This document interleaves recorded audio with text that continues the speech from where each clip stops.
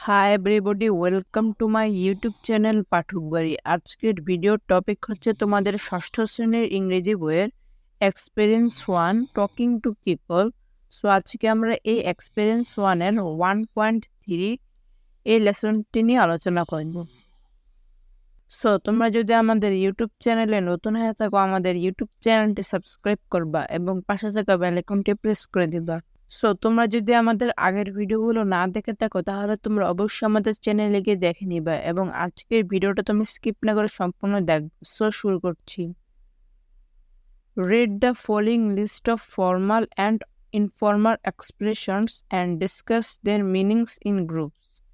নিচের ফর্মাল এবং ইনফর্মাল প্রকাশভঙ্গি গুলো পড়ো এবং দলে তাদের অর্থ সহ আলোচনা করো। দেখো এখানে ফর্মাল এবং ইনফর্মাল দুইটা শব্দ, ঠিক আছে। এই ফর্মাল অর্থ আনুষ্ঠানিক এবং ইনফর্মাল হচ্ছে অনানুষ্ঠানিক। একটা রয়েছে আনুষ্ঠানিক ভাষা, এটা হচ্ছে অনানুষ্ঠানিক ভাষা। ফর্মাল ল্যাঙ্গুয়েজ, ইনফর্মাল ল্যাঙ্গুয়েজ বা এক্সপ্রেশন, ঠিক আছে। এক্সপ্রেশন অর্থাৎ প্রকাশভঙ্গি, অর্থাৎ তোমার বলার যে স্টাইল, ঠিক আছে, তোমার বলার যে ভঙ্গি, তোমার কথাটা কি ফর্মাল ওয়েতে নাকি ইনফর্মাল ওয়েতে, এটাই হচ্ছে এক্সপ্রেশন, ঠিক আছে। এখন আমাদের formal expression and informal expression এখানে কিছু দেওয়া রয়েছে, এগুলো নিয়ে আমাদের আলোচনা করতে হবে। সো এটা করার আগে আমাদের ফর্মাল এবং ইনফর্মাল এক্সপ্রেশন কি তা জেনে নিতে হবে। সো আমরা তা জেনে নিই। সো দেখো, ফর্মাল এক্সপ্রেশন কাকে বলে? স্থান, কাল ও পাত্র ভেদে যে ভাষা ব্যবহার করা হয় তাকে ফর্মাল এক্সপ্রেশন বলে বা ইংলিশ বলে বা ল্যাঙ্গুয়েজ বলে, ঠিক। যেমন, would you mind giving a pen? তুমি কিছু মনে না করে আমাকে কি একটা কলম দিতে পারো? উক্ত বাক্যটি কোনো বন্ধুর উদ্দেশ্যে ব্যবহার করা যুক্তিসঙ্গত হবে না, কারণ বন্ধুর ক্ষেত্রে সবসময় ইনফর্মাল ইংলিশ ব্যবহার করা হয়। উপরের ইংরেজি বাক্যটি একজন বন্ধুর ক্ষেত্রে আমরা এভাবে ব্যবহার করতে পারি: give me a pen, will you? আমাকে কি একটা কলম দিবে কি? এই বাক্যটি ইনফর্মাল ইংলিশ। ফর্মাল ইংলিশ ব্যবহার করা হয় ফর্মাল ওয়েতে, অর্থাৎ রীতিসিদ্ধভাবে, কিন্তু ইনফর্মাল ইংলিশ ব্যবহার হয় ইনফর্মালি, অর্থাৎ সরাসরিভাবে। অর্থাৎ ফর্মাল ইংলিশ রীতিসিদ্ধভাবে হয় এবং ইনফর্মাল ইংলিশ সরাসরি হয়। তুমি যদি একটা বন্ধুর কাছে গিয়ে বলো যে আপনি কি আমাকে একটা কলম দিতে পারবেন, কিছু মনে না করে, তাহলে বন্ধু কি মনে করবে? এমন একটু অদ্ভুত মনে করবে, একটা হাস্যকর হয়ে যাবে তখন কথাটা। আবার যদি তুমি একজন অপরিচিত সম্মানিত লোককে গিয়ে বলো আমার একটা কলম দে, এভাবে যদি তুমি বলতে পারবে, তিনি রেগে যাবেন, তিনি কি ভাববেন। সো এটাই ইনফর্মাল এবং ফর্মাল। কোন পরিস্থিতিতে তুমি ইনফর্মাল ইংলিশ ব্যবহার করবে এবং কোন পরিস্থিতিতে তুমি ফর্মাল ইংলিশ ব্যবহার করবে। তো আশা করি তোমরা বুঝতে পেরেছো। আমাদের দৈনন্দিন জীবনে ফর্মাল অ্যান্ড ইনফর্মাল ইংলিশের পার্থক্য জানা খুবই প্রয়োজন, কারণ এটি ভাষার সঠিক ব্যবহার শেখায়, ঠিক আছে। ফর্মাল থেকে ইনফর্মাল ইংলিশের তফাৎ জানাটা শিক্ষার্থীর জন্য খুবই গুরুত্বপূর্ণ, কারণ যে উপলক্ষে ভাষা ব্যবহার হয় সেই উপলক্ষের সঙ্গে তা সম্পূর্ণ হতে হবে এবং যাকে উদ্দেশ্য করে লেখা হয় বা বলা হয় তার সঙ্গে লেখকের বা বক্তার সম্পর্ক অনুযায়ী শব্দ চয়ন বা বাক্য গঠন করতে হবে। তা না হলে ভুল বোঝাবুঝি হতে পারে অথবা হাসির উদ্রেক করতে পারে। যেমন কোনো বন্ধুকে যদি বলা হয় would you mind closing the door? কিছু মনে না করে তুমি কি দরজাটা বন্ধ করতে পারবে?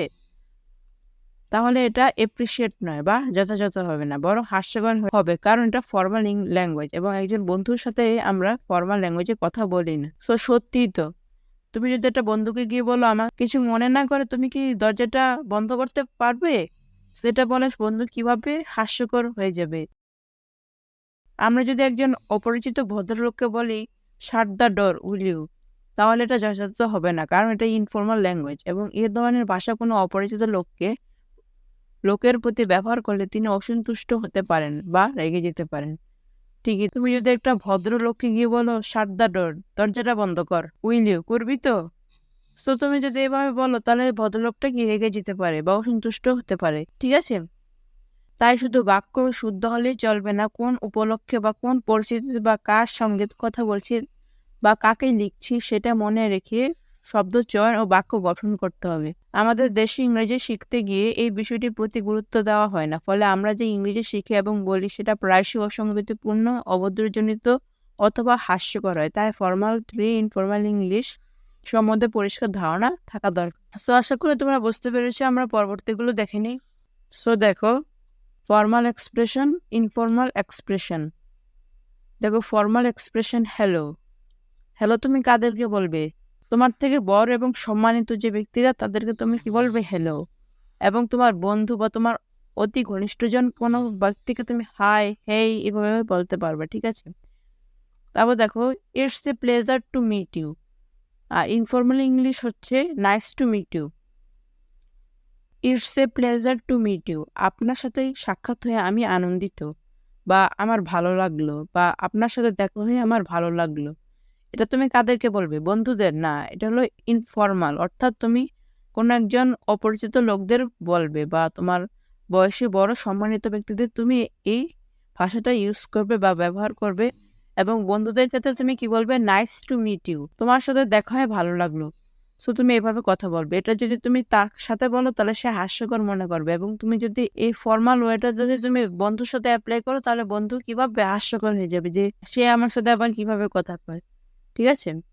তারপর দেখো, আই অ্যাপোলোজাইজ, আমি ক্ষমা প্রার্থী। এবং ইনফর্মাল এক্সপ্রেশন হচ্ছে আই এম সরি, আমি দুঃখিত। মাচ অ্যাপ্রিসিয়েটেড, অনেক প্রশংসা। থ্যাঙ্কস, ধন্যবাদ। Could you please help me, আপনি কি আমাকে সাহায্য করতে পারবেন? ক্যান ইউ হেল্প মি, তুমি কি আমাকে সাহায্য করবা? হেল্প মি, সাহায্য করবে। হাউ আর ইউ ডুইং, আপনি কেমন আছেন? হোয়াটস গোয়িং অন, হোয়াটসঅ্যাপ, কেমন চলছে, কি খবর, ঠিক আছে? Do you want to share, আপনি কি শেয়ার করতে চান? ওয়ান্ট টু শেয়ার, শেয়ার করবি। I am not able to attend, আমি উপস্থিত হতে পারছি না। আই কান্ট মেক ইট, আমি করতে পারছি না। সো আশা করি তোমরা বুঝতে পেরেছো formal expression and informal expression এই দুইটার সম্পর্কে। সো আমরা পরবর্তীতে 1.4 এখান থেকে শুরু করব। এসব ভিডিও পেতে তোমাদের অবশ্যই আমাদের চ্যানেলটা সাবস্ক্রাইব করে রাখতে হবে এবং পাশে থাকা বেল আইকনটি প্রেস করে দিতে হবে। সো আজকে পর্যন্ত তোমরা ভালো থেকো, সুস্থ থেকো। আসসালামু আলাইকুম ওয়া রাহমাতুল্লাহি ওয়া বারাকাতুহু।